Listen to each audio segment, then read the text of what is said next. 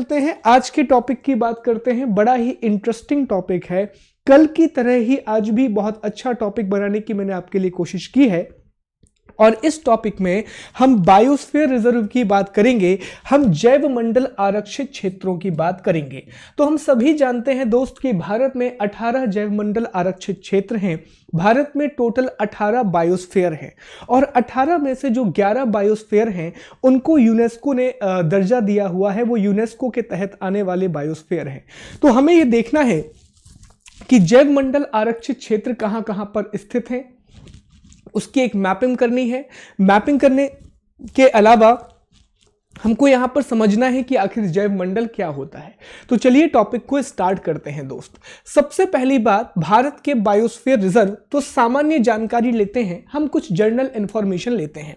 Okay, जैव मंडल या biosphere शब्द का पहली बार किसने इस्तेमाल किया? तो याद रखेंगे दोस्त, बायोस्फीयर शब्द का पहली बार इस्तेमाल किया था एडवर्ड सुएस ने। ये वर्ड आ चुका है कि बायोस्फीयर जो वर्ड है वो किसके द्वारा दिया गया, तो आप आंसर करेंगे एडवर्ड सुएस के द्वारा ये वर्ड दिया गया। ये पहली इंफॉर्मेशन हो गई। बायोस्फीयर रिजर्व जैव विविधता के बड़े क्षेत्र हैं। बायोस्फीयर रिजर्व जैव विविधता के बड़े क्षेत्र हैं जहां वनस्पतियों और जीवों की रक्षा की जाती है। तो बेसिकली आप एक बात समझे दोस्त, ये एक प्रकार से क्या होता है कि प्रोटेक्टेड एरिया होता है, संरक्षित क्षेत्र होता है जहां पर फ्लोरा और फौना का कंजर्वेशन किया जाता है, जहां पर जीव जंतु और पेड़ पौधों का कंजर्वेशन किया जाता है, संरक्षण किया जाता है। आगे बात करें तो भारत सरकार ने भारत के 18 बायोस्फीयर रिजर्व की स्थापना की है जो प्राकृतिक आवास के बड़े क्षेत्रों में से एक हैं। एक राष्ट्रीय उद्यान या वन्यजीव अभयारण्य की तुलना में रक्षा करते हैं। एक बात समझो, इसमें आपसे कहा गया है कि जो एक बायोस्फीयर रिजर्व होता है, बहुत ध्यान से समझना, जैसे हमने कहा कि सर ये हमारा पूरा का पूरा इलाका एक बायोस्फीयर रिजर्व है, हमने कह दिया ये पूरा का पूरा इलाका जैव मंडल आरक्षित या जैव मंडल क्षेत्र है, बायोस्फीयर रिजर्व है। अब इसमें क्या होगा कि इसके अंदर रहने वाले जीव जंतु, एक तो जीव जंतु हो गए, साथ ही में आपकी जो वनस्पतियां होती हैं वनस्पति होती है, इंग्लिश में फ्लोरा एंड फोना, दोनों का ही क्या करना पड़ेगा, दोनों ही चीजों का आपको करना पड़ेगा कंजर्वेशन करना पड़ेगा। दोनों ही चीजों का आपको कंजर्वेशन करना है, दोनों ही चीजों का प्रोटेक्शन आपको करना है जो इस क्षेत्र के अंदर आती है। अब एक जो बायोस्फीयर रिजर्व होता है ना दोस्त, तो अगर कभी आपसे पूछा जाए कि 3 ऑप्शन आपको दिए जाएं, एक व्यक्ति आपके सामने लिखे अभ्यारण्य, एक शब्द आपके सामने लिख दिया जाए अभ्यारण्य मतलब कि सेंचुरी लिख दिया जाए, दूसरा वर्ड आपके सामने लिखा जाए राष्ट्रीय उद्यान, दूसरा वर्ड क्या लिखा जाए, राष्ट्रीय उद्यान नेशनल पार्क, और तीसरा वर्ड आपके सामने लिखा जाए जैव मंडल आरक्षित क्षेत्र, जैव मंडल आरक्षित क्षेत्र बायोस्फीयर रिजर्व, और आपसे पूछा जाए कि इन तीनों में सबसे बड़ा क्या होता है, आंसर करना कि इन तीनों में सबसे बड़ा सामान्यतः जनरली जैव मंडल आरक्षित क्षेत्र होता है। एक जैव मंडल आरक्षित क्षेत्र में एक से ज्यादा नेशनल पार्क हो सकते हैं। जैसे मान लीजिए ये पूरा आपका जैव मंडल आरक्षित क्षेत्र है, तो उसके अंदर पता पड़ा 1, 2 और 3 नेशनल पार्क आ गए, मतलब 3 राष्ट्रीय उद्यान मिलाकर के हो सकता है एक जैव मंडल आरक्षित क्षेत्र बनाया गया हो। उसके अलावा यहां पर आपको क्या मिल जाएंगे, कलर से कंफ्यूज हो जाएंगे, यहां पर आपको अब वन्य जीव अभयारण्य भी मिल सकते हैं। यहां पर आपको क्या मिल सकते हैं, एक या एक से अधिक आपको वन्यजीव अभयारण्य भी मिल सकते हैं, वाइल्ड लाइफ सेंचुरीज भी मिल सकती हैं। तो ये इस लाइन का मतलब है। तो आप याद रखेंगे, एक जो बायोस्फीयर रिजर्व होता है उसमें एक से ज्यादा राष्ट्रीय उद्यान उसके अंदर आ सकते हैं या एक से ज्यादा वन्यजीव अभयारण्य भी उसके अंदर में आ सकते हैं। अगले पॉइंट पर चलते हैं दोस्त। ओके, नेक्स्ट, भारत के बायोस्फीयर रिजर्व में अक्सर एक या एक से अधिक राष्ट्रीय उद्यान या अभयारण्य शामिल होते हैं। संरक्षण इंपॉर्टेंट है, संरक्षण न केवल संरक्षित क्षेत्र के वनस्पतियों और जीवों को दिया जाता है बल्कि उन मानव समुदायों को भी दिया जाता है जो इन क्षेत्रों में निवास करते हैं। ये बहुत बड़ी विशेषता है बायोस्फीयर रिजर्व की। तो बायोस्फीयर रिजर्व, अगर आपने एक क्षेत्र को बायोस्फीयर रिजर्व घोषित कर दिया तो यहां पर जितने जानवर होंगे या जीव जंतु होंगे उनका प्रोटेक्शन आपको करना है, जितने भी यहां पर पेड़ पौधे होंगे उनका प्रोटेक्शन भी आपको करना है, और जितने भी यहां पर इंसान होंगे, ह्यूमन होंगे, उनका कंजर्वेशन भी आपको करना है। ये बायोस्फीयर रिजर्व में शामिल होता है, ये जैव मंडल आरक्षित क्षेत्र में शामिल होता है। ओके, देख सकते हैं आप इस डायग्राम के थ्रू कि आपको ये पूरा का पूरा इलाका आपको दिख रहा होगा, ये जैव मंडल आरक्षित क्षेत्र है। इसके अंदर ये जो इस कलर से दिखाए गए हैं ये राष्ट्रीय उद्यान है, और इस रंग से जो दिखाई गई हैं ये वाइल्ड लाइफ सेंचुरीज हैं, ये सारे के सारे अभ्यारण्य हैं। अगले पॉइंट पर, यूनेस्को की अंतरराष्ट्रीय सह समन्वय परिषद ने नवंबर 1971 में प्राकृतिक क्षेत्रों के लिए बायोस्फीयर रिजर्व का नाम दिया। ओके, तो यूनेस्को के द्वारा बायोस्फीयर रिजर्व नाम को दिया गया, लेकिन पहली बार इस नाम का प्रयोग एडवर्ड सुएस के द्वारा किया गया था। भारत में राष्ट्रीय बायोस्फीयर रिजर्व कार्यक्रम 1986 में शुरू किया गया। तो ये पॉइंट भी आपको याद रखना है कि भारत में नेशनल बायोस्फीयर प्रोग्राम 1986 में स्टार्ट किया गया। न्यूज क्या है? न्यूज ये है कि अगस्त 2018 में, हमेशा करंट अफेयर्स से हम इसको अपडेट कर देते हैं, तो न्यूज ये है कि अगस्त 2018 में विश्व नेटवर्क ऑफ बायोस्फीयर रिजर्व के तहत भारत के खनचेंगजोंग 11वां बायोस्फीयर रिजर्व बन गया। तो अभी हम इसकी चर्चा करेंगे कि यूनेस्को का एक कार्यक्रम है मैब के तहत राष्ट्रीय उद्यानों को बनाया जाता है, बायोस्फीयर रिजर्व को बनाया जाता है। 2 मिनट बाद हम उसकी चर्चा करेंगे और सारी चीजें हम कनेक्ट करके आपको एक पॉइंट पे बता देंगे दोस्त, डिस्कस कर लेंगे। कुछ और बातें जानते हैं। अधिसूचना राज्य या केंद्र सरकार के द्वारा बायोस्फीयर रिजर्व की घोषणा की जाती है। सरकारें बायोस्फीयर रिजर्व के रूप में इसकी स्थापना के बाद यूनेस्को के मैन एंड बायोस्फीयर कार्यक्रम के तहत उन्हें नामांकित कर सकती हैं। भारत में 18 बायोस्फीयर रिजर्व है। भारत में पहला biosphere reserve Nilgiri biosphere reserve है, जो तमिलनाडु, कर्नाटक और केरला का एक हिस्सा है। उसके अलावा भारत का पहला यूनेस्को वर्ल्ड बायोस्फीयर नेटवर्क में नीलगिरी आएगा, जो 2000 में आया। और देश के 18 बायोस्फीयर रिजर्व में से 11 बायोस्फीयर रिजर्व विश्व नेटवर्क का एक हिस्सा है, जो यूनेस्को के मैन और बायोस्फीयर प्रोग्राम पर आधारित है। राइट, तो ये आप कोर क्षेत्र 3 प्रकार के इसमें आपको एरिया देखने के लिए मिलेंगे। एक सेकेंड, ओके, अब यहां पर समझिए पूरी बात। देखिए दोस्त, अब तक की कहानी ये निकल के आती है कि 1971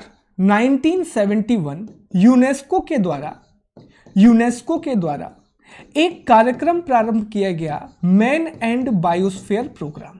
ये पहला हो गया, और इसी मैन एंड बायोस्फीयर प्रोग्राम के तहत जैव मंडल आरक्षित क्षेत्रों की स्थापना की बात की गई, बायोस्फीयर रिजर्व बनाने की बात की गई।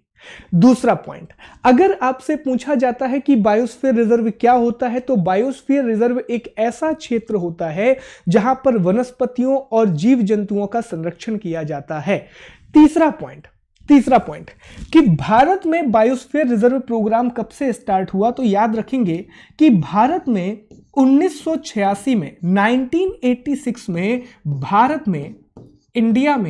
भारत में क्या प्रारंभ हुआ, तो भारत में प्रारंभ हुआ आपका बायोस्फीयर कार्यक्रम। भारत का जो जैव मंडल क्षेत्र कार्यक्रम है ये 1986 में स्टार्ट हुआ। फिर अगला सवाल आपसे पूछा जाएगा कि भारत का फर्स्ट बायोस्फीयर रिजर्व कौन सा है? आंसर कर देंगे नीलगिरी। आंसर क्या कर देंगे? नीलगिरी है। ओके, अगला सवाल, भारत में टोटल कितने बायोस्फीयर रिजर्व हैं? आप आंसर करेंगे 18। कितने हैं? 18। अब सवाल क्या आएगा समझें तो ये जो मैन और बायोस्फीयर प्रोग्राम लॉन्च किया गया, तो इसके तहत एक और कार्यक्रम है यूनेस्को का, बहुत ध्यान से समझना, इसके तहत यूनेस्को का एक और कार्यक्रम है और उस कार्यक्रम का नाम है world biosphere network programme. Okay, world biosphere network programme. तो जिस तरह से यूनेस्को क्या करता है कि वर्ल्ड हेरिटेज साइट का एक प्रोग्राम चलाता है, जिसको हमने कल बहुत अच्छे से डिस्कस किया था, उसी तरह से यूनेस्को का एक और कार्यक्रम है world biosphere network programme. World biosphere network programme के तहत यूनेस्को क्या करता है, जो महत्वपूर्ण जितने भी इंपॉर्टेंट बायोस्फीयर रिजर्व हैं दुनिया भर के, उनको वैश्विक दर्जा देता है, उनको ग्लोबल रिकॉग्निशन प्रदान करता है। समझ रहे ना बात को? ये अलग चीज है, ये अलग चीज है। अब समझना, अगर सवाल आपसे पूछे भारत में कितने बायोस्फीयर रिजर्व हैं, आंसर करेंगे सर 18 बायोस्फीयर रिजर्व हैं। लेकिन अगर आपसे सवाल पूछा जाए कि सर एक बात बताएं कि यूनेस्को का जो प्रोग्राम है वर्ल्ड बायोस्फीयर नेटवर्क, इसमें भारत के कितने बायोस्फीयर रिजर्व हैं, तो 18 नहीं है। इस 18 में से 11 जो बायोस्फीयर हैं, इस 18 जैवमंडल आरक्षित क्षेत्रों में से जो 11 जैवमंडल आरक्षित क्षेत्र हैं, वो किसका हिस्सा हैं? वो यूनेस्को के वर्ल्ड बायोस्फीयर नेटवर्क का हिस्सा है। आई विश ये क्लियर होगा। 18 में से 11 किसका हिस्सा है? वर्ल्ड बायोस्फीयर नेटवर्क का हिस्सा है। तो इतने पॉइंट अब आपको पता होंगे। अब एक चीज और समझ ले इसके बारे में, बायोस्फीयर के बारे में, कि जब बायोस्फीयर के बारे में आप पढ़ते हैं तो हमेशा आपको 3 क्षेत्रों के बारे में पढ़ना पड़ता है। एक कोर क्षेत्र होता है, इसको इस पेन से लिखते हैं, एक मिनट बस, राइट। एक होता है कोर, दूसरा होता है बफर और तीसरा होता है ट्रांजिशन। तो जब भी आपने किसी भी पुस्तक में पढ़ा होगा बायोस्फीयर रिजर्व के बारे में, तो आपने पढ़ा होगा कि इसमें 3 हिस्से होते हैं। एक कोर एरिया होता है, एक बफर जोन होता है और एक ट्रांजिशन जोन होता है। कोर क्षेत्र में, अब ये पूरा का पूरा डेटा यूनेस्को से लिया गया है, तो यूनेस्को की वेबसाइट पर जाके भी आप देख सकते हैं। ओके, कोर क्षेत्र में याद रखना, कोर क्षेत्र में किसी भी प्रकार की कोई भी, कोर क्षेत्र को यहां पे डिफाइन कर रहा हूं, कोर क्षेत्र में no human activity, no human activity. Core क्षेत्र में किसी भी प्रकार की मानवीय गतिविधि नहीं होती दोस्त, किसी भी प्रकार की मानवीय गतिविधि नहीं होती। यहां पर कोई भी ह्यूमन एक्टिविटी नहीं होती और प्रश्न आ भी जाते हैं, याद रखना। अब दूसरा जो बफर जोन है, तो बफर जोन में मैं आपसे कहूंगा कि मानवीय गतिविधियां होती हैं पर बहुत सीमित, अत्यधिक सीमित ह्यूमन एक्टिविटीज होती हैं, सीमित मानवीय गतिविधियां होती हैं। और इसमें क्या क्या शामिल है? तो इसमें कुछ हद तक आवास भी आ जाता है, बहुत थोड़े हद तक। उसके अलावा रिसर्च आ जाता है, एजुकेशनल पर्पस आ जाता है। और यहां पर आप देख रहे हैं, तू खींच मेरी फोटो वाला डायग्राम आपको दिख रहा होगा, तो इसमें टूरिज्म भी आ जाता है, अब सवाल क्या आता है, वो पूछेगा आपसे कि टूरिज्म बायोस्फीयर रिजर्व के कौन से हिस्से में होता है, तो आंसर करना बफर जोन में होता है, ट्रांजिशन जोन में होता है। ये जो कोर एरिया होता है, कोर एरिया में किसी भी प्रकार की मानवीय गतिविधि नहीं होती, वहां पर आप रिसर्च भी नहीं कर सकते, वहां पर एजुकेशनल पर्पस के लिए भी नहीं जा सकते, वहां पर आप टूरिज्म तो बिल्कुल नहीं कर सकते। बस वहां पर आप मॉनिटरिंग के लिए एक कैंप लगा सकते हैं, वो भी इस तरह से लगाएंगे ताकि वहां की इकोलॉजी को कोई भी नुकसान ना हो। अब तीसरे जोन पर आते हैं। तीसरा जोन है ट्रांजिशन जोन, इसको ट्रांजिशन जोन कहा जाता है, ट्रांजिशन जोन कहा जाता है। ओके, तो इस क्षेत्र में मानवीय गतिविधियां होती हैं, निवास होता है और इसमें आपको विकास कार्य भी देखने के लिए मिल जाएंगे। पर यहां पर भी ध्यान रखा जाता है कि ये एक्टिविटी बायोस्फीयर रिजर्व को नुकसान ना पहुंचाएं। तो ये 3 इलाके होते हैं। तो अगर कभी भी आपसे बायोस्फीयर रिजर्व के बारे में लिखने के लिए आ जाए, तो आप बताएंगे कि एक बायोस्फीयर रिजर्व में 3 क्षेत्र होते हैं। एक कोर एरिया होता है, दूसरा उसके बाद बफर जोन होता है और तीसरा जो जोन होता है उसे ट्रांजिशन जोन कहा जाता है। यहां पर किसी भी प्रकार की मानवीय गतिविधि नहीं है। बफर जोन में सीमित मानवीय गतिविधियां होती हैं। यहां पर टूरिज्म भी होता है, रिसर्च भी होता है, एजुकेशन पर्पस भी होता है और बहुत सीमित मात्रा में ह्यूमन सेटलमेंट भी आपको देखने के लिए मिल जाता है। ट्रांजिशन जोन में आपको डेवलपमेंट वर्क मिल जाएंगे, विकासात्मक कार्य, कोई फैक्ट्री वगैरह भी आपको यहां मिल सकती है, ह्यूमन सेटलमेंट और सारी चीजें, सारे क्रियाकलाप आपको यहां मिलेंगे। पर यह भी इन्वायरमेंट को इन्वर्सली इंपैक्ट नहीं करना चाहिए, पर्यावरण पर इसका प्रतिकूल प्रभाव नहीं पड़ना चाहिए। तो ये बायोस्फीयर रिजर्व की पूरी कहानी हो गई। इस डायग्राम को कभी भी प्रीलिम्स में आप लिखें, हमेशा ये डायग्राम यूज करें। और प्रीलिम्स में सवाल कैसे आएंगे तो मैं आपको बता चुका हूं दोस्त। सवाल आएगा कि टूरिज्म की गतिविधियां कहां कहां पर हो सकती हैं, तो आंसर लिखना बफर जोन में हो सकती है, ट्रांजिशन जोन में हो सकती है, कोर एरिया में नहीं हो सकता। रिसर्च कहां हो सकता है? बफर जोन, ट्रांजिशन जोन में, कोर में नहीं होगा।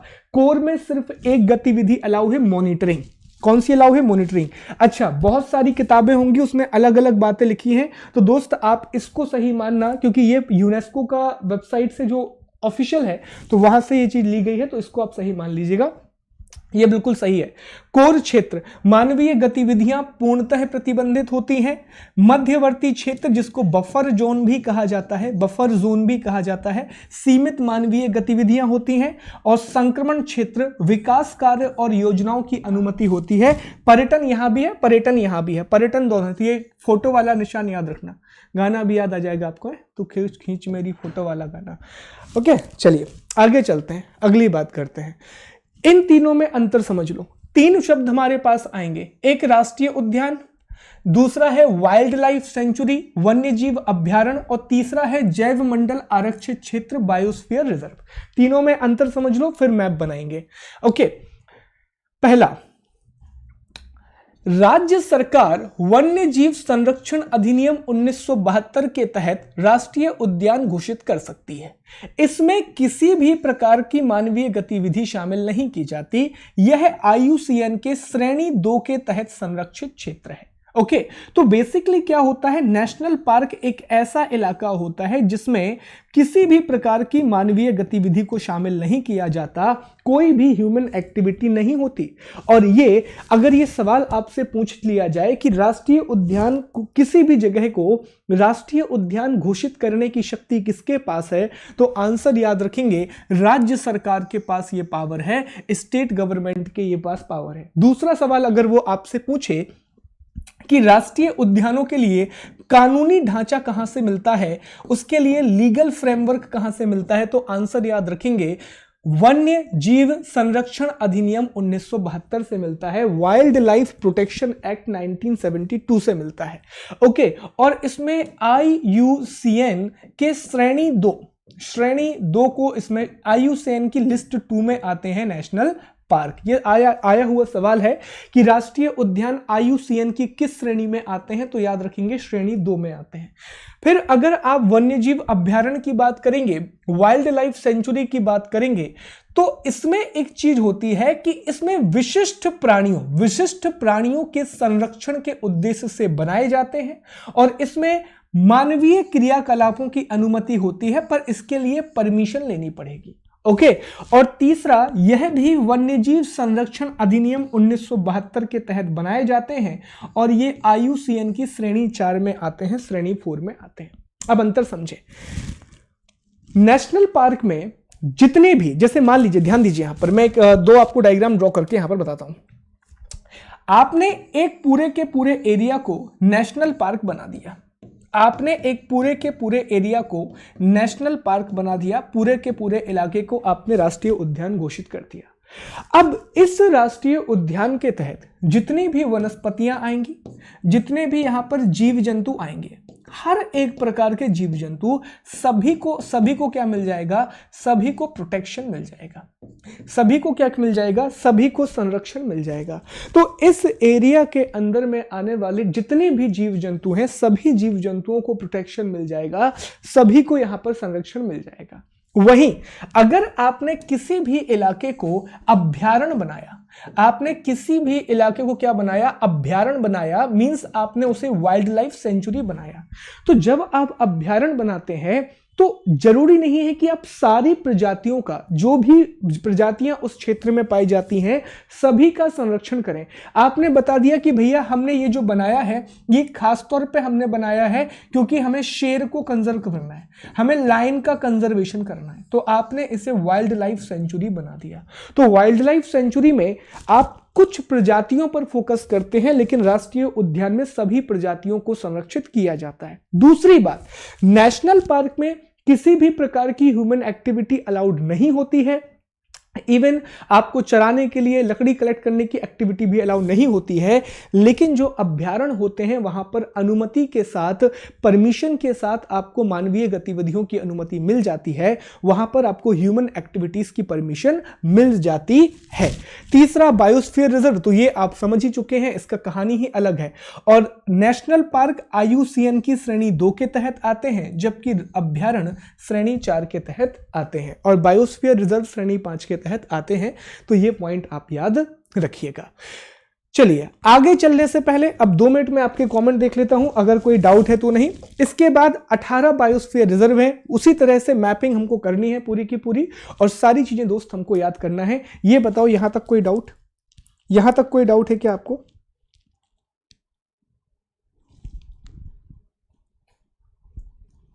चलिए बताइए। करंट अफेयर्स का रिवीजन अब पॉसिबल नहीं है, आप लोग एक बार उस पढ़ लीजिएगा उनको। ये बताइए, यहां तक कोई डाउट है? No sir. तो आगे चलें दोस्त।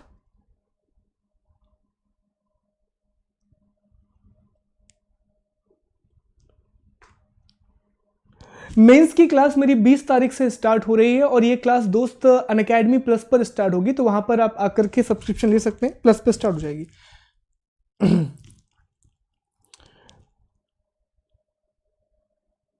देखिए, यूनेस्को बायोस्फीयर रिजर्व ऐसे बायोस्फीयर रिजर्व को कहा जाता है जो यूनेस्को के द्वारा, जिनको मान्यता दी जाती है, जिनको यूनेस्को के द्वारा वैलिडिटी प्रदान कर दी जाती है। सिद्धांत जी, ज्योग्राफी का जो महाअभ्यास है वो मैं नहीं करवा पा रहा हूं ड्यू टू फ्यू रीजंस। ठीक है, मेरे कुछ पर्सनल रीजंस हैं, उसकी वजह से मैं नहीं करवा पा रहा हूं, तो उसके लिए I am really sorry.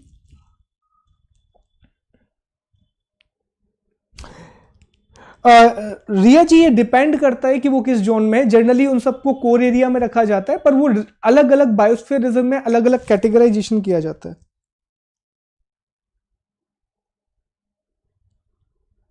Okay, चलिए। ज्योग्राफी में मैंने इंडियन ज्योग्राफी कंप्लीट करा दिया था, वर्ल्ड ज्योग्राफी के कुछ एमसीक्यूज बचे हुए हैं, दैट आई विल कंप्लीट सून। ठीक है, पहले अभी ये कर लेते हैं, कुछ टॉपिक्स को ध्यान देते हैं यहां पर। अब हमें ये देखना है कि कौन कौन से बायोस्फीयर रिजर्व हैं, तो 18 बायोस्फीयर रिजर्व की हमको लिस्ट बनानी है। मेरे साथ दोस्त अगर आप मैप में बनाते जाएंगे तो चीजें आपको याद हो जाएंगी। सबसे पहले स्टार्ट करते हैं हम ये कहानी हिमाचल प्रदेश से। हिमाचल प्रदेश में आपको, अच्छा एक बात देखें, यहां पर भी 2 कलर का सहारा हम लेंगे। जितने भी आपको येलो कलर में मिलेंगे वो सारे के सारे नॉर्मल बायोस्फीयर रिजर्व हैं, और जितने भी आपको व्हाइट कलर में मिलेंगे वो यूनेस्को के वर्ल्ड नेटवर्क बायोस्फीयर रिजर्व का हिस्सा हैं, वो यूनेस्को के तहत मान्यता प्राप्त बायोस्फीयर रिजर्व हैं।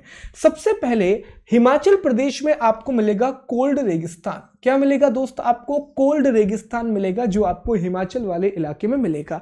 इसमें आप देखें येलो कलर का है, इसका मतलब ये नॉर्मल बायोस्फीयर रिजर्व है, ये यूनेस्को के तहत दर्जा मान्यता प्राप्त बायोस्फीयर रिजर्व नहीं है। उसके बाद उत्तराखंड जब आएंगे तो यहां आपको एक नंदा देवी मिलेगा, और नंदा देवी में आप देखें तो ये व्हाइट कलर का है, इसका मतलब इसे यूनेस्को के world network of biosphere reserve में शामिल किया गया है। इसके बाद उत्तर प्रदेश में आपको एक भी साइट नहीं मिलेगी, बिहार में आपको एक भी साइट नहीं मिलेगी, सिक्किम में आपको मिलेगी खानचेंगजोंग करके। ठीक है, खानचेंगजोंग करके आपको एक साइट मिलेगी, और इसे हाल ही में 2018 में इसे शामिल किया गया है यूनेस्को के world network of biosphere reserve में। तो ये लेटेस्ट साइट है सिक्किम। सिक्किम के बाद आप अरुणाचल प्रदेश आएंगे, और अरुणाचल प्रदेश में आपको देहांग देबंग बायोस्फीयर रिजर्व मिलेगा। देहांग देबंग बायोस्फीयर रिजर्व मिलेगा, यह सामान्य बायोस्फीयर रिजर्व है। उसके बाद जब आप असम आएंगे तो असम में आपको मानस और डिब्रू साखोवा, मानस और डिब्रू साखोवा, ये दो आपको बायोस्फीयर रिजर्व मिलेंगे। डिब्रू साखोवा सबसे छोटा है, स्मॉलेस्ट है, स्मॉलेस्ट। फिर आपको मेघालय में आपको मिलेगा नोकरेक। नोकरेक ये कहां मिलेगा आपको? मेघालय वाले इलाके में आपको नोकरेक मिलेगा। उसके बाद जब आप वेस्ट बंगाल आएंगे तो यहां पर आपको सुंदरबन मिलेगा, सुंदरबन। और आप देख रहे हैं कि सुंदरबन हो गया, नोकरेक हो गया, खानचिंगजोंग हो गया और नंदा देवी हो गया, इन सारे के सारे का कलर व्हाइट है। इसका मतलब ये यूनेस्को के वर्ल्ड नेटवर्क का हिस्सा है, यूनेस्को के वर्ल्ड बायोस्फीयर नेटवर्क का ये पार्ट है। उड़ीसा में आपको सिमलीपाल मिलेगा, और सिमलीपाल भी किसका पार्ट है? सिमलीपाल भी पार्ट है वर्ल्ड हेरिटेज साइट का। फिर मध्य प्रदेश, तो मध्य प्रदेश में आपको 3 मिलेंगे। एक अचानकमार अमरकंटक, अचानकमार अमरकंटक बायोस्फीयर रिजर्व भी है और ये यूनेस्को का भी पार्ट है। दूसरा आपको यहां मिलेगा Pachmarhi, Pachmarhi again Pachmarhi biosphere reserve भी है और यूनेस्को का भी पार्ट है। और तीसरा आपको मिलेगा पन्ना, पन्ना सबसे नया बायोस्फीयर रिजर्व है, 2011 में इसे दर्जा दिया गया था। अब पन्ना दोस्त याद रखना बायोस्फीयर रिजर्व तो है लेकिन ये यूनेस्को का पार्ट नहीं है। तो अगर एमपी से सवाल आ जाए कि एमपी के कितने बायोस्फीयर रिजर्व को यूनेस्को बायोस्फीयर का दर्जा दिया गया है, तो आंसर करेंगे 2। एक हो गया अचानकमार अमरकंटक, ये एमपी और छत्तीसगढ़ दोनों के इलाके में आता है, और दूसरा हो गया आपका पचमढ़ी, और पचमढ़ी तो इंटायरली एमपी में आता है। और अगर आपसे सवाल पूछा जाए कि मध्य प्रदेश का सबसे पहला बायोस्फीयर रिजर्व कौन सा था, आंसर करेंगे पचमढ़ी, और सबसे नया कौन सा था, तो आंसर करेंगे पन्ना। ओके, ये आपको याद रखना है। फिर आप आंध्र प्रदेश पहुंचेंगे तो यहां आपको सस्चलम पहाड़ियां मिलेंगी, सस्चलम पहाड़ियां आपको यहां पर मिलेंगी। उसके बाद जब आप अंडमान और निकोबार पहुंचेंगे तो यहां आपको ग्रेट निकोबार मिलेगा, ग्रेट निकोबार। और ग्रेट निकोबार जो है वो यूनेस्को के तहत भी रिजर्व किया गया है। फिर आप तमिलनाडु पहुंचेंगे तो यहां मन्नार की खाड़ी, हालांकि यहां पर आती है बीच में मन्नार की खाड़ी, मन्नार की खाड़ी वाला इलाका आपको यहां मिलेगा। उसके बाद केरल जब आप आएंगे तो आपको अगस्त मलाई पहाड़ियां मिलेंगी। उसके अलावा आपको नीलगिरी पहाड़ियां मिलेंगी। नीलगिरी की जो पहाड़ियां हैं वो केरल, कर्नाटक और तमिलनाडु वाले पार्ट में है, और ये पहला बायोस्फीयर रिजर्व है जिसे 1986 में बनाया गया था। और फिर आपको गुजरात में एक मिलेगा कच्छ, और कच्छ भारत का क्षेत्रफल की दृष्टि से, एरिया की दृष्टि से सबसे बड़ा बायोस्फीयर रिजर्व है। बाय एरिया, एरिया की दृष्टि से सबसे बड़ा बायोस्फीयर रिजर्व कौन सा है? कच्छ है। ये पॉइंट आपको याद रखना है। तो इस तरह से दोस्त हमारे ये 18 बायोस्फीयर रिजर्व खत्म हुए। सबसे ज्यादा आप देखें किस इलाके में है, तो मध्य प्रदेश वाले इलाके में आपको 3 बायोस्फीयर रिजर्व देखने के लिए मिल रहे हैं, अचानकमार, पचमढ़ी और पन्ना। उसके अलावा हिमाचल प्रदेश में हमने कोल्ड रेगिस्तान देखा, उत्तराखंड में हमने नंदा देवी की बात की, यूपी और बिहार में हमको एक भी बायोस्फीयर रिजर्व नहीं मिला, सिक्किम वाले इलाके में खांगचिंगडोंग करके हमको एक बायोस्फीयर रिजर्व मिला, फिर हमको अरुणाचल वाले प्रदेश में दिबांग करके एक बायोस्फीयर रिजर्व मिला, असम वाले इलाके में हमको एक डिब्रूगढ़ मिला, डिब्रू साखोवा और मानस करके बायोस्फीयर रिजर्व मिला। उसके बाद मेघालय वाले इलाके में नोकरेक करके हमको बायोस्फीयर रिजर्व मिला, जो कि यूनेस्को के तहत भी पार्ट है। फिर पश्चिम बंगाल में सुंदरबन हमको मिला, उड़ीसा वाले इलाके में सिमलीपाल हमको मिला, उड़ीसा के बाद आंध्र प्रदेश के इलाके में हमको सस्चलम पहाड़ियां मिली। उसके बाद जब तमिलनाडु आप पहुंचे तो तमिलनाडु के पास आपको मन्नार की खाड़ी में एक बायोस्फीयर रिजर्व मिला। एमपी में आपको 3 बायोस्फीयर रिजर्व मिलते हैं, एक तो पन्ना वाला हो गया, अचानकमार हो गया और पचमढ़ी हो गया। पचमढ़ी पहला है। उसके बाद जब आप केरल पहुंचे तो केरल में आपको अगस्तमलाई मिला, और फिर आपको एक नीलगिरी मिला जो कि केरल, कर्नाटक और तमिलनाडु में आता है। देन नीलगिरी के बाद जब आप पहुंचे तो गुजरात में आपको भारत का आखिरी बायोस्फीयर रिजर्व मिला, वो है कच्छ। तो इस तरह से आपको ये 18 बायोस्फीयर याद रखना है, आपको ये 18 बायोस्फीयर रिजर्व याद रखना है। 2 बातें और हैं, एक तो यहां पर दोस्त हम नीलगिरी का डिस्कशन करेंगे और फिर एमपी वाले पार्ट का डिस्कशन करेंगे अगले पार्ट पर। अच्छा, ये 11 वो हैं, तो 11 को लिस्ट अप कर दिया है, आपको पीडीएफ में मिल जाएंगे। नीलगिरी, तो नीलगिरी का जो बायोस्फीयर रिजर्व है उसे 1986 में 1986 में बायोस्फीयर रिजर्व बनाया गया था और 2000 में सन 2000 में उसे यूनेस्को के world network of biosphere reserve में शामिल कर लिया गया। यूनेस्को के WNBR प्रोग्राम में उसे शामिल किया गया। दोस्त, ये जो नीलगिरी का इलाका है इसके अंदर बहुत सारे राष्ट्रीय उद्यान आते हैं और नीलगिरी के अंदर आपको इतने इलाके, केरल का इलाका मिलेगा, आपको कर्नाटक का इलाका देखने मिलेगा और आपको तमिलनाडु का इलाका देखने के लिए मिलेगा। तो ये तो पहले भी डिस्कस किया था कि ये देखिए, ये भारत के 3 राज्यों में फैला हुआ है, केरल, कर्नाटक और तमिलनाडु में। अब पता है यहां पर इंपॉर्टेंट यह है कि आखिर नीलगिरी बायोस्फीयर रिजर्व के तहत, नीलगिरी जैव मंडल आरक्षित क्षेत्र के तहत कौन कौन से राष्ट्रीय उद्यान आते हैं और यही राष्ट्रीय उद्यान महत्वपूर्ण हो जाते हैं, इंपॉर्टेंट हो जाते हैं। जैसे केरल, तो केरल के यहां पर 4 राष्ट्रीय उद्यान नीलगिरी के तहत आते हैं। पहला कौन सा है? वायनाड। तो वायनाड, ये सवाल अगर आपसे पूछ लिया जाए कि वायनाड राष्ट्रीय उद्यान कहां पर है, आप आंसर कर पाएंगे ये केरल में है। दूसरा यहां पर आता है नीलांबुर। दूसरा कौन सा आता है? नीलांबुर राष्ट्रीय उद्यान। तीसरा साइलेंट वैली राष्ट्रीय उद्यान। फ्लावर वैली राष्ट्रीय उद्यान कहां पर है? कमेंट में करके दोस्त आप बताएंगे प्लीज। और इसके बाद आता है सिरुवानी पहाड़ियों वाला क्षेत्र। सिरुवानी पहाड़ियों वाला क्षेत्र। तो अब इससे हमें 4 चीजें और पता पड़ गई कि वायनाड, नीलांबर, साइलेंट वैली और सिरुवनी पहाड़ियां, ये चारों कहां पर आती हैं? तो दोस्त ये चारों आती हैं केरल वाले इलाके में। चारों कहां पर आती हैं? केरल वाले इलाके में ये चारों चीजें आती हैं। वायनाड, नीलांबर, साइलेंट वैली और सिरुवनी पहाड़ियां, ये चारों आपको केरल में मिलेंगी। और ये चारों किसका हिस्सा हैं? तो ये चारों नीलगिरी बायोस्फीयर रिजर्व का हिस्सा हैं। ये चारों नीलगिरी जैव मंडल आरक्षित क्षेत्र का हिस्सा है। केरल के बाद इसका इलाका कर्नाटक में भी आएगा और कर्नाटक में आपको 2 क्षेत्र मिलेंगे। एक आपको मिलेगा बांदीपुर, और यह पूछा जा चुका है एग्जाम में कि बांदीपुर राष्ट्रीय उद्यान कहां पर है। और दूसरा आपको मिलेगा नागरहोल। दूसरा कौन सा मिलेगा? नागरहोल आपको मिलेगा। तो आप देखें, केरल में वायनाड, नीलांबुर, साइलेंट वैली और सिरुवानी पहाड़ियां आपको मिली। वहीं कर्नाटक में आपको बांदीपुर और नागरहोल के 2 पार्ट मिले। तो ये चीज आपको याद रखनी है। उसके बाद दोस्त जो तमिलनाडु वाला इलाका है, यहां से सिर्फ एक क्षेत्र आता है, मुदुमलाई पहाड़ियां। कौन सी पहाड़ियां आती हैं? मुदुमलाई पहाड़ियां आती हैं।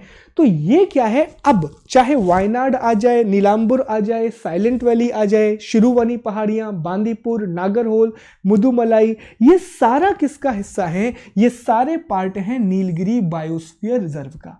तो इसी से आपको जानकारी मिलती है कि एक जो जैवमंडल आरक्षित क्षेत्र होता है वो एक बहुत बड़ा इलाका होता है और उसमें 1 से अधिक राष्ट्रीय उद्यान या 1 से अधिक वन्यजीव अभ्यारण्य आ सकते हैं। So it is the huge area. ये काफी बड़ा क्षेत्र होता है जैवमंडल आरक्षित क्षेत्र। इसके बाद थोड़ी सी बात करते हैं मध्य प्रदेश की। तो मध्य प्रदेश में आप जानते हैं पचमढ़ी, जो 1999 में इसे दर्जा दिया गया और ये मध्य प्रदेश का पहला जैव आरक्षित क्षेत्र है। फिर आपको अचानक मार अमरकंटक मिलेगा जो कि MP और छत्तीसगढ़ में आता है, और आपको एक पन्ना वाला इलाका मिलेगा। इसमें से जो पचमढ़ी और अचानक मार अमरकंटक है, ये किसका पार्ट है दोस्तों? तो ये पार्ट है world network of biodiversity reserve का, जो यूनेस्को का एक कार्यक्रम है, जो यूनेस्को का एक प्रोग्राम है।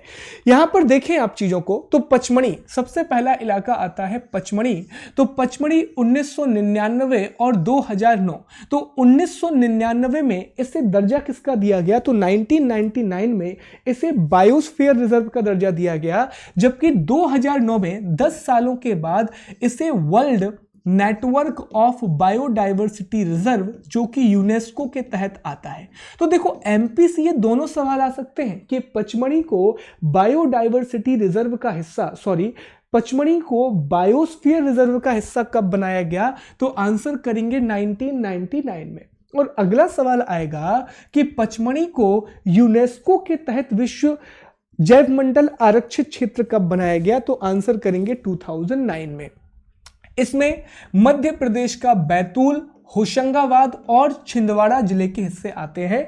तो बैतूल, होशंगाबाद और छिंदवाड़ा जिले का पार्ट आता है पचमढ़ी वाले क्षेत्र में।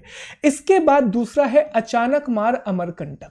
अचानकमार अमरकंटक 2005 में इसे बायोस्फीयर रिजर्व का दर्जा दिया गया, जबकि 2009 में इसे दर्जा दिया गया world network of biodiversity reserve का। तो 2009 में ही पचमढ़ी को दर्जा दिया गया और 2009 में ही अमरकंटक अचानकमार को दर्जा दिया गया। मध्य प्रदेश के अनूपपुर और डिंडोरी वाले जिले में और छत्तीसगढ़ के बिलासपुर जिले के कुछ हिस्से इसके तहत आते हैं। फिर आखिरी में है पन्ना। इसे 2011 में बायोस्फीयर रिजर्व बनाया गया, जैव मंडल आरक्षित क्षेत्र बनाया गया, जिसके बाद किसी भी स्थान को भारत में बायोस्फीयर रिजर्व नहीं बनाया गया है। तो ये लेटेस्ट है, latest biosphere reserve of India है और latest biosphere reserve of MP है। भारत का सबसे नवीनतम बायोस्फीयर रिजर्व भी पन्ना है और एमपी का सबसे नवीनतम बायोस्फीयर रिजर्व भी पन्ना है। अब दोस्त यहां पर याद रखें, हमने इसे काला रंग इसलिए दिया है क्योंकि ये यूनेस्को के द्वारा मान्यता प्राप्त नहीं है। ये यूनेस्को के तहत world network of biodiversity reserve का पार्ट नहीं है। ओके, और इसमें पन्ना और छतरपुर जिले आते हैं। इसमें पन्ना और छतरपुर जिले आते हैं। तो एमपी के भी इंपॉर्टेंट बायोस्फीयर रिजर्व कवर हो गए। जो क्वेश्चंस वहां से बन सकते थे हमने वो भी कवर कर लिए। 18 के 18 हमने बायोस्फीयर रिजर्व कवर कर लिए। ये भी हमने सीखा कि आखिर बायोस्फीयर रिजर्व क्या होता है, यूनेस्को बायोस्फीयर रिजर्व क्या होता है, मैन एंड बायोस्फीयर जो प्रोग्राम है वो किसका कार्यक्रम है। तो इस वीडियो के बाद कुछ क्वेश्चंस जो है एक आध नंबर के जो प्रश्न आते हैं तो शायद दोस्त अब आप उनका आंसर दे पाएंगे। So thank you so much. I wish आपको ये वीडियो पसंद आया होगा। अनअकैडमी पर कोई भी कोर्स अगर आप लेना चाहते हैं तो please use my code SG Live to get any course, और आने वाले समय में वहाँ पर मेंस की क्लासेस स्टार्ट होने वाली है।